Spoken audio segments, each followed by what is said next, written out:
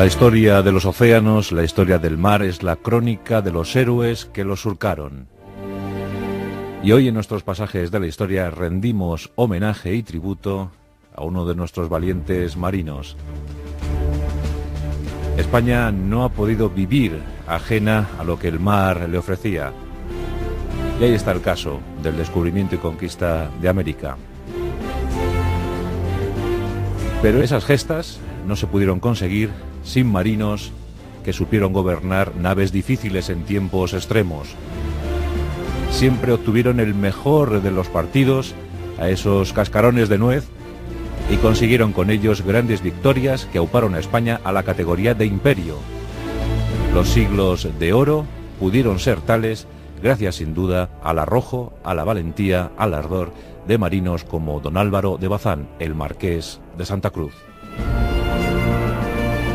De él se dijo: peleó como caballero, escribió como docto, vivió como héroe y murió como santo. Sin duda, el mejor almirante, el mejor marino que ha dado nuestro país en toda su historia. Y como héroe que fue, tiene algo que contar, tiene una narración que ofrecer. Y hoy se la damos en nuestros pasajes. Don Álvaro de Bazán, el héroe de Lepanto, el héroe de las terceiras. Aquel que siempre fue invicto. Todas las batallas en las que se metió, todas ellas fueron ganadas para la causa de España.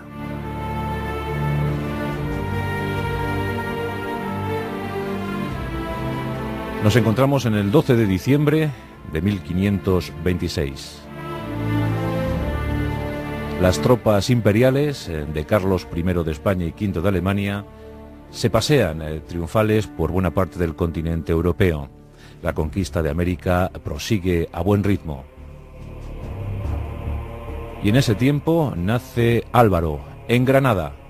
Sería durante algunos años Álvaro el Mozo, pues su padre llevaba idéntico nombre. El padre ya era excelente marinero, excelente gobernante de barcos, y tenía la difícil misión de comandar la escuadra de galeras reales que protegía el estrecho de Gibraltar. Y eran tiempos ciertamente difíciles, pues los piratas berberiscos, los corsarios franceses e ingleses, hostigaban, clavaban sus aguijones en las latitudes españolas. Era muy difícil contener aquellas hordas. La verdad es que los berberiscos y los corsarios europeos ambicionaban poseer lo que nosotros teníamos. Y las poblaciones costeras sufrían los reiterados ataques que llegaban desde el norte de África.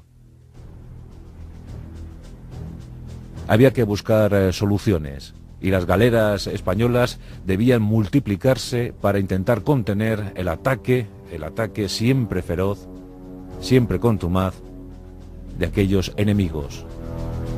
Y como digo, no solo piratas berberiscos, sino también corsarios pagados por Francia e Inglaterra. Desde bien niño, Álvaro el Mozo va al lado de su padre, lucha junto a él. Las hazañas de Álvaro el Viejo son de renombre y el rey se lo premia. Cuando el pequeño Álvaro cuenta tan solo 9 años, recibe un premio gracias a los méritos de su progenitor, y ese premio no es otro sino el de ser alcaide de Gibraltar. Ese honor ya lo contrajo con tan solo 9 años. Y como decimos, las escuadras reales se debían por necesidad que multiplicar. Se luchaba en el estrecho, se luchaba en el noroeste, se luchaba en Nápoles. Los barcos también tenían que surcar y proteger las líneas de abastecimiento con América. En ese momento se le exigía muchísimo a la Armada española. Nos encontramos en el año de 1544. Álvaro el Mozo tiene tan solo 18 años y ya va a participar en su primera gran batalla naval. La escuadra de Álvaro el Viejo se dirige a las latitudes gallegas y allí intercepta una escuadra corsaria francesa. Pronto las naves entran en conflicto, entran en combate. La pericia de los marinos españoles logra hundir la totalidad de la escuadra francesa. Es el primer éxito para Álvaro de Bazán. A partir de entonces, nadie osaría arrebatarle una victoria. Casi 50 años de mando sobre los mares españoles. Casi 50 años en los que España estuvo un poquito más libre, un poquito más segura, y nuestras banderas pudieron surcar el Mediterráneo con total garantía. Álvaro de Bazán empieza ya a granjearse una cierta leyenda, una cierta fama, una aureola de invencible, y ya se comenta, se habla mucho sobre él. En 1556, el recién ascendido al trono Felipe II ha tomado el testigo de su padre, el emperador, y necesita soluciones para los peligros que amenazan nuestras costas. Y encomienda a don Álvaro de Bazán, ya curtido y avezado en las lides del mar, en las lides de la guerra, pues le entrega nada más y nada menos que la escuadra de galeras reales de Nápoles. Es un momento culminante en la biografía de don Álvaro de Bazán. Y a partir de ahí surgen nombres para la historia. La misión de don Álvaro de Bazán es la de llevar la guerra a las guaridas de los piratas berberiscos. Él plantea una estrategia que luego da vía libre a la táctica, pero la estrategia es bloquear las flotas piratas en sus lugares, donde están amarradas. Reconquista el peñón de Vélez de la Gomera. Inmoviliza flotas en Fez, en Orán. Los piratas no dan crédito a lo que están viendo. Les están metiendo la guerra en sus propios nidos. Y el artífice es don Álvaro de Bazán. Con arrojo, con mucho tesón, era un hombre muy obstinado. Consigue arrebatar muchas banderas al enemigo. Sus galeras surcan el Mediterráneo. Malta, Génova, Venecia, Corfú. Lo cierto es que cada intervención de las naves de don Álvaro de Bazán, cada intervención se cuenta por victoria. Se le concede el título nobiliario de Marqués de Santa Cruz. Y la verdad es que en poco tiempo su nombre integra la galería de personajes ilustres de ese siglo XVI tan beneficioso para las armas españolas. A los nombres de Gonzalo Fernández de Córdoba, de Juan de Austria, de Alejandro Farnesio, se une indiscutiblemente el de don Álvaro de Bazán. Pero es sin duda su intervención en la batalla de Lepanto el 7 de octubre de 1571 lo que va a marcar su leyenda. En ese día, que pasó a la historia como la mayor ocasión que vieron los siglos, en palabras de don Miquel de Cervantes y Saavedra, don Álvaro de Bazán tenía la misión de dirigir la cuarta flota de galeras. Esa flota estaba situada en la retaguardia. Esa alianza cristiana, cuya cabeza visible era la de don Juan de Austria, pues iba a estar muy protegida en ese día difícil.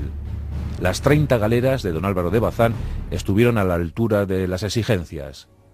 En ese día se volvieron a multiplicar varias veces para poder atender los flancos, el frente. Todo fue más fácil gracias a la pericia, gracias a la intuición de don Álvaro de Bazán, quien envió galeras en los momentos clave, en los momentos donde había mayor necesidad. Esas 30 galeras fueron absolutamente vitales para la gran victoria de Lepanto. Miles de soldados, miles de marineros sirvieron al bueno de don Álvaro de Bazán. El propio Miguel de Cervantes, antes aludido, escribió: es el padre de sus soldados. Y lo cierto es que estar bajo el mando de don Álvaro de Bazán daba muchas garantías de sobrevivir, de éxito. Los soldados confiaban ciegamente en su capitán. Las órdenes de don Álvaro de Bazán siempre eran tenidas en cuenta, no se discutían. Todos entendieron que don Álvaro sabía de lo que estaba hablando. Y eso es importantísimo para afrontar cualquier conflicto. Tener un líder claro, un líder seguro en el que poder confiar.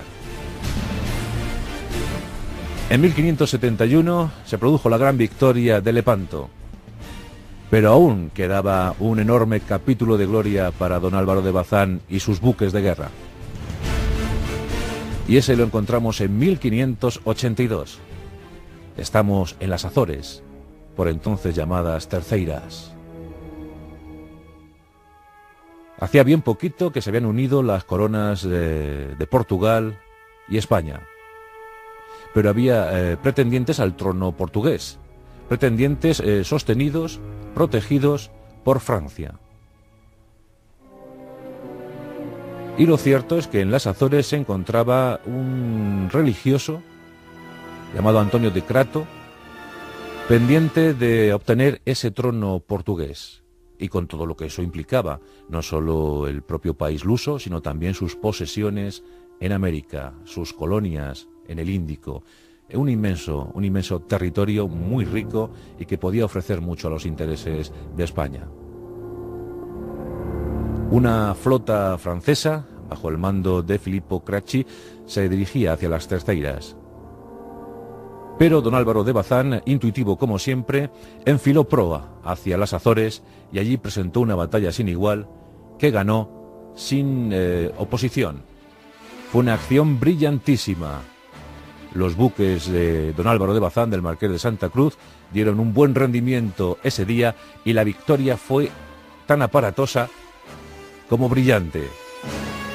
Gracias a esa victoria de las Terceiras, gracias a la acción y al buen gobierno de don Álvaro de Bazán, Portugal permaneció unida a España muchos años más. Tanto que Lisboa se convirtió en uno de los mejores puertos para España, para la península ibérica. Y en 1585, el propio don Álvaro, seguramente fue él, pues animó al rey prudente, a Felipe II, a fortalecer, a abastecer una inmensa armada. Una armada que presentara batalla, tal y como le decían sus ideas, que presentara batalla al enemigo inglés, a los corsarios ingleses, bien protegidos por la reina Isabel, la reina virgen, pues quería presentar batalla en su propio territorio, en la isla de Gran Bretaña. Se estaba perfilando la empresa de Inglaterra, la que popularmente pasó a la historia como la Armada Invencible. La idea era que don Álvaro de Bazán dirigiera una gran flota, hacia el Canal de la Mancha, y que allí se uniera a las fuerzas de infantería de Alejandro Farnesio, el príncipe de Parma. Una vez unidas estas dos fuerzas, se plantearía un desembarco en Gran Bretaña y un gran escarnio, no solo para los corsarios, sino también para las fuerzas regulares de su graciosa majestad. Vamos, una invasión en toda regla. Durante meses se preparó minuciosamente el plan. Don Álvaro de Bazán pedía y pedía más y más barcos, mejores tripulaciones. No quería fallar. Sabía que aquella acción sería decisiva para el devenir de los acontecimientos. Pero por desgracia esto se truncó a principios de 1588. En ese tiempo, el Marqués de Santa Cruz contrajo unas fiebres tifoideas que acabaron con su vida el 8 de febrero. Sin embargo, la empresa no se vino abajo y Felipe II encomendó al duque de Medina Sidonia que asumiera el gobierno de aquellas naves. El duque de Medina Sidonia, un hombre de 38 años, era inexperto en las cuestiones marineras y seguramente eso tuvo mucho que ver, aunque él puso todo su empeño, eso sí es verdad, y después de tanto desastre climatológico y artillero por parte de los británicos, pues pudo recuperar algunas naves, no se perdió del todo. Pero ¿qué hubiese sido de la historia si don Álvaro de Bazán hubiese dirigido aquellas naves, aquellos buques, aquellos galeones de combate? Iban 20 de lo mejorcito, 20 galeones de lo mejorcito de la época. Si los hubiese dirigido hacia la pérfida Albión, ¿qué hubiese pasado? ¿Don Alejandro Farnesio hubiese logrado desembarcar sus infantes? ¿Los tercios hubiesen puesto pie en Gran Bretaña? Sin duda la historia hubiese sido bien distinta. Pero las fiebres acabaron con la vida de don Álvaro de Bazán y eso ya nunca lo sabremos. Lo cierto es que durante casi 50 años, don Álvaro de Bazán, sus galeras, sus galeones, rindieron banderas enemigas. Plantaron cara a la sublime puerta otomana, recuperaron islas, hostigaron nidos piratas, consiguieron victorias para las armas españolas y pudieron hacer que España y Portugal siguieran unidas durante muchos años. Le capturó 2000 piezas artilleras al enemigo, hundió cientos de naves, consiguió liberar miles de esclavos cristianos.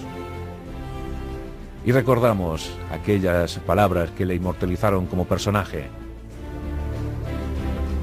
Peleó como un caballero, escribió como docto, vivió como héroe y murió como santo.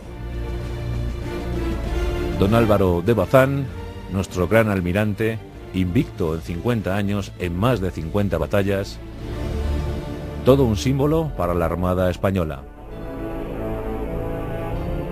Y conviene que de vez en cuando recuperemos a estos personajes de nuestro acervo cultural, de nuestra historia, de nuestra tradición, aquellos que lucharon, aquellos que vivieron pensando en el ideal de un mundo mejor. Álvaro de Bazán, el mejor marino español de todos los tiempos, héroe de Lepanto y de las Terceiras, inmortal para siempre.